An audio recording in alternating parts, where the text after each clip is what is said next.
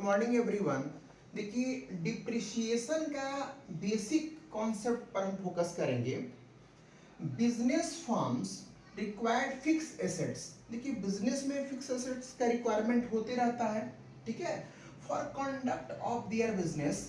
Business को conduct करने के लिए, ऑपरेट करने के लिए, ऑपरेशंस के लिए, सच एज फर्नीचर, फर्नीचर का यूज होगा यानी furniture and fixture, plant and machinery, business में इसका यूटिलाइज होता है, ठीक है ना, land and building, motor vehicles, office equipment, office equipment like आपका जो कंप्यूटर हो गया, कुछ और एसी उसी जो लगा हुआ है, जो कुछ और इक्विपमेंट टाइप का वही हो सकता है। All their assets have a definite lifespan. They tend to lose their utility for the business operation. उसमें क्या होता है कि ऑपरेट होते रहेगा तो उसका जो भी होगा डिक्लाइन करते चला जाता है with uses with the passage of the time.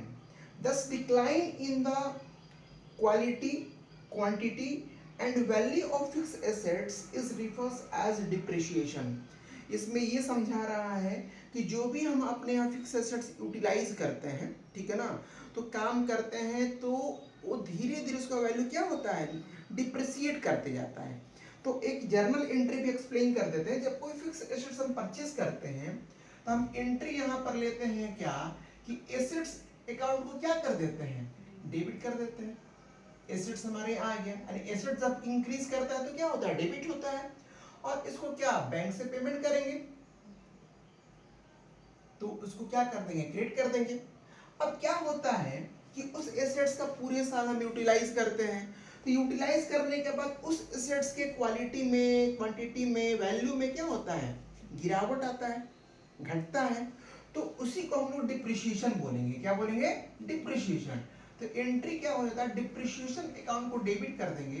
ठीक है, डिप्रिशिएशन जो होता है ना आपका नॉन कैश एक्सपेंस होता है। क्या होता है, नॉन कैश एक्सपेंस होता है। तो ऑल एक्सपेंसेस आर डेबिटेड। और जब एक्सपेंस होगा तो एसेट्स का वैल्यू क्या होगा, डिक्रीज कर जाएगा।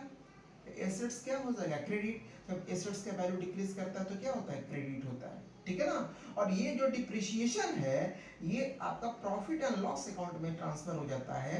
तो profit and loss account debited to depreciation. ये बहुत ही सिंपल है, कॉन्सेप्ट बेस है। सिंपल सी बात है कि कोई भी अस्थाई संपत्ति होता है हमारे बिजनेस में, तो जैसे जैसे हम उसका इस्तेमाल करते हैं वो पुराना होते चल जाता है। तो पुराना होगा तो उसका वैल्यू क्या होगा, नीचे की तरफ आएगा, घटेगा। उसी को डिप्रिशिएशन बोलते हैं। नॉन कैश एक्सपेंस होता है, लॉस नहीं होता है। क्या होता है, नॉन कैश एक्सपेंस। बहुत ही इंपॉर्टेंट टॉपिक है। ये थ्योरी पोर्शन था, प्रैक्टिकल क्वेश्चन भी हम डालेंगे। सारे चीजों को केयरफुल होकर देखिए और मेरे चैनल को आप लोग सब्सक्राइब कीजिए, लाइक कीजिए। Okay, thank you.